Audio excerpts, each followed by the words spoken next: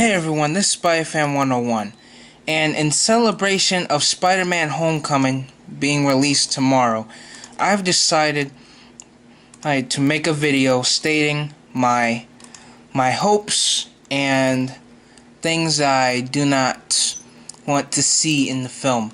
So without further ado, let's do this. So I'm going to start with the things I'm hoping to see. What I hope to see is like 85 to 90% of high school stuff, and the rest of the stuff to be Spider-Man action, the traditional Spider-Man action that we've seen before.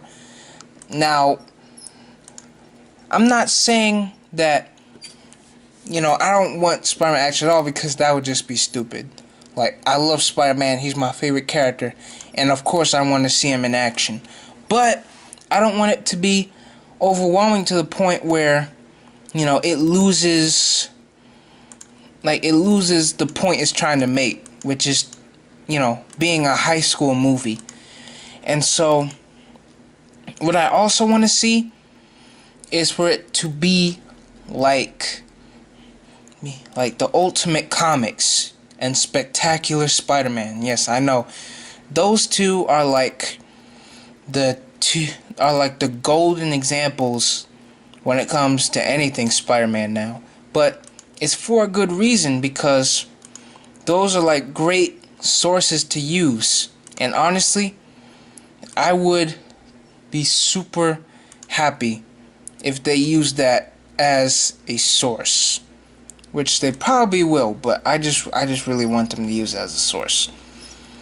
Another thing I hope to see is some Tony Stark mentoring, because Tony Stark has progressed so much in the MCU that at this point,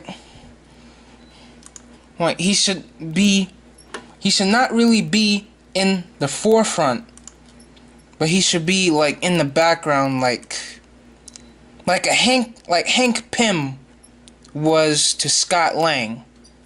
I want him to be like that. And the last thing that I want to see is that Iron Spider suit. I don't care what you have to do. I don't care what explanation you have to have. I don't care if it's in that credit scene. I just want to see that Iron Spider suit in some way. Alright, now let's get into the things that I don't want to see. And it's relatively just one thing. I do not want this film to feel like the Ultimate Spider-Man cartoon. Because if it feels like that, then, that would be very, very, very, very, very troublesome. And,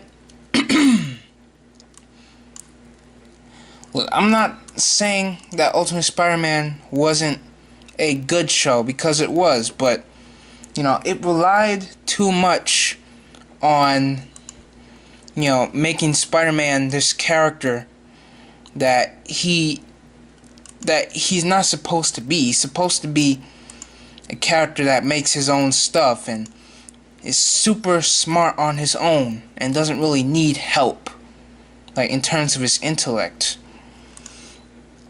And that's what I want to see more than anything. I don't want to see him like how he was in Ultimate Spider-Man. Please don't do that.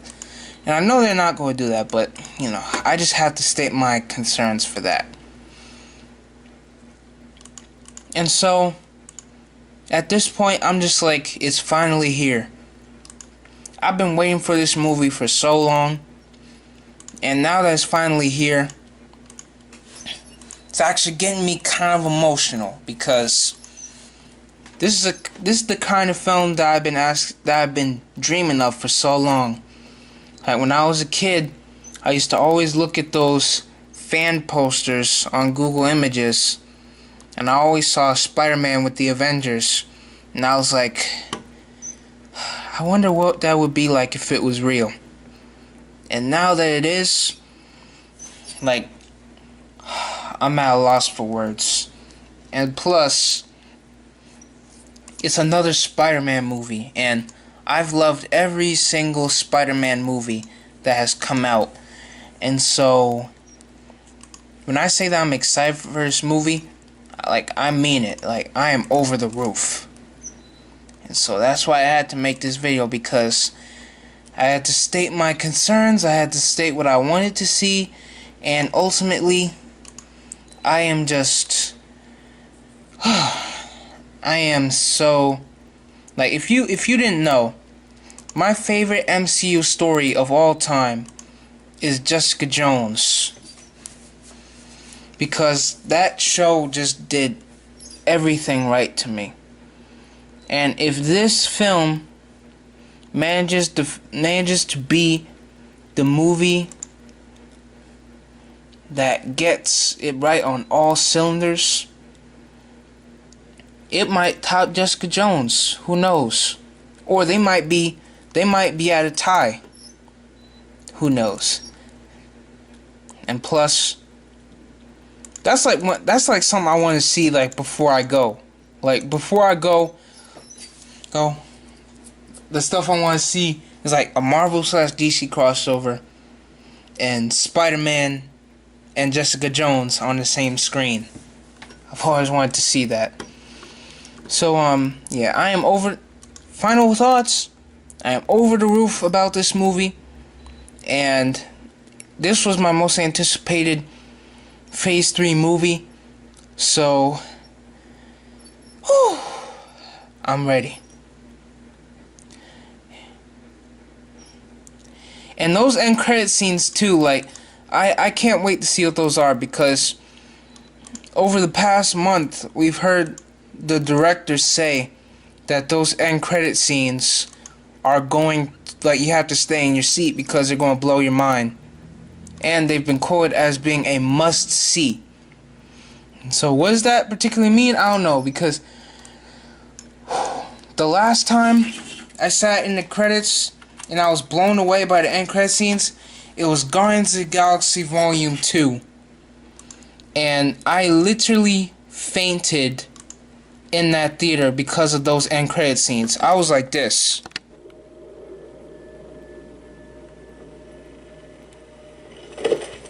So whether or not that'll happen again in this movie, we shall see. So, yeah.